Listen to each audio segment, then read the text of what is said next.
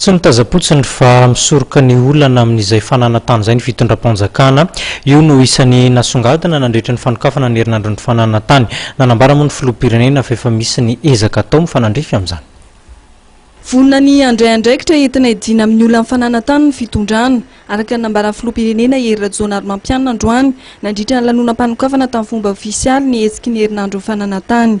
Hojerena avokoa izy na ny lafiny lalàna na ny politika hanavozana ny fananatany. Voalohany aloha dia ny mazava-dehibe ny hoe amin'ity herinandro ity afaka miresaka ny fananatany, afaka miresaka ny lalàna manodidina ny fananatany ary afaka miresaka ihany koa ny fanavozana ny lalàna sy izay mety ho rafitra rehetra mifanaraka amin'izany miresaka fananatany. Fantatra fa misy problema aleo tsy ifatoka amin'ny zavatra tokana ohatra amin'izany tsika satria reny le mampiady indrindra voizin'ny olona amin'ny endrika maro samihafa izy fa hoy izy hoe fitondram-panjakana te ampiseho ny rehetra fa dia mandray antanana mahafantatra miaina ny vahoaka izy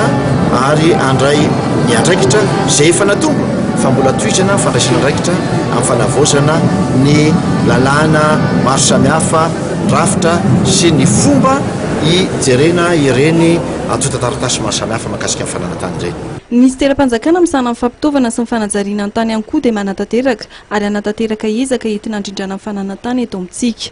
Miezaka tokoa ny ministera sarotra vakia izy io ety ivelany satria ho iaho teo manelingelina ny olona manelingelina ny andavanandro ny olona milazana hoe misy tsy mety zavatra atao kanefa efa zato taona mahely izy ny teo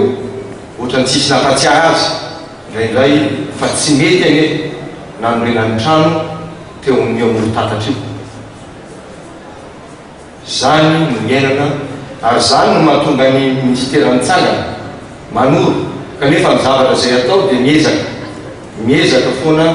mba tsy hisian'ny fanafotoana eo amin'ny lafin'ny fiarahamonina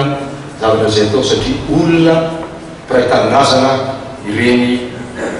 ao anatin'izay asa izay atao. Anisan'izany tokoa no nanaovana ity hetsika herinandro ny fananatany ity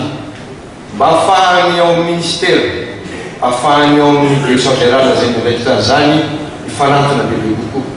amin'ireo izay vahoaka indrindra tsy malala mety isika zao ary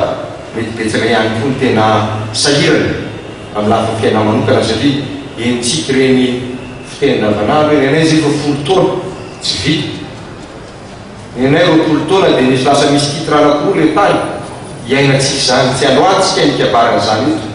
fa iainantsika zany amin'ny andavanandro tsy maintsy arentsika zany satria tsika dia anangana fanjakana tandalana. Ankoatra ny fanakekezana amin'ny vahoaka, anisan'ny ezaka tanterahana amin'ny fanamorana ny fahazonan'ny karatany sy ny bokitany. Nandritra ny fanokafana tamin'ny fomba ofisaly ny herinandro fananatany dia nisy ny fizarana bokitany 420 isa sy karatany 10.